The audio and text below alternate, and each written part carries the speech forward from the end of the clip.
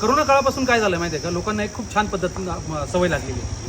तर हात धुण्याची, म्हणजे काही काम केलं की हात धुवायचे, बाहेरून आले हात धुवायचे, लिफ्टच्या बटनाला हात लावला असेल तरी हात धुवायचे, किंवा तुम्ही लॅपटॉप ऑपरेट करून झाला तरी तुम्ही हात धुता. जेवणाच्या आधी जेवणाच्या नंतर आपण बऱ्याच वेळेला हात धुतो.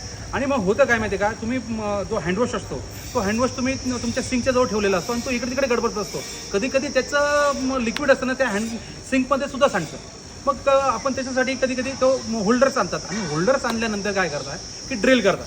आता ड्रिल करताना होतं काय, टाईल्स तुटू शकतो, कधी कधी कन्सिलचा पाईप फुटू शकतो. अरे बाबांनो, की तुमच्या घरातला 5 वर्षाचा मुलगा आहे ना, ते विदाऊट ड्रिल फिटिंग करू शकतो. एक सोपी आणि साधी पद्धत आहे.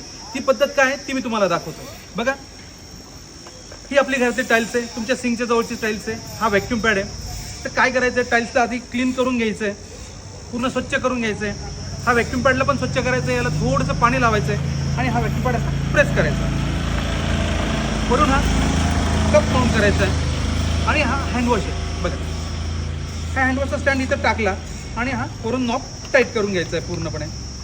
बघा, हे किती सोपं आहे. तुमच्या 5 वर्षाचा मुलगा तुमचं हे करणार नाही. झालं, हा तुमचा हँडवॉश फिट झाला. आणि याची आपण स्ट्रेंथ पण चेक करूया. इज आहे. आपल्याला काय वाटतं की ड्रिल केल्यामुळे त्याची मजबूती येते, पण नाही, ड्रिलपेक्षाही जास्त मजबूती व्हॅक्यूमला असते. आणि त्याचं आपण टेस्ट करू.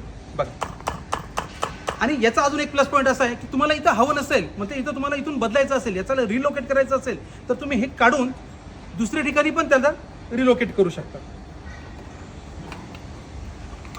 हे बघा, हे काढलं आणि परत दुसऱ्या ठिकाणी सेम प्रोसेस.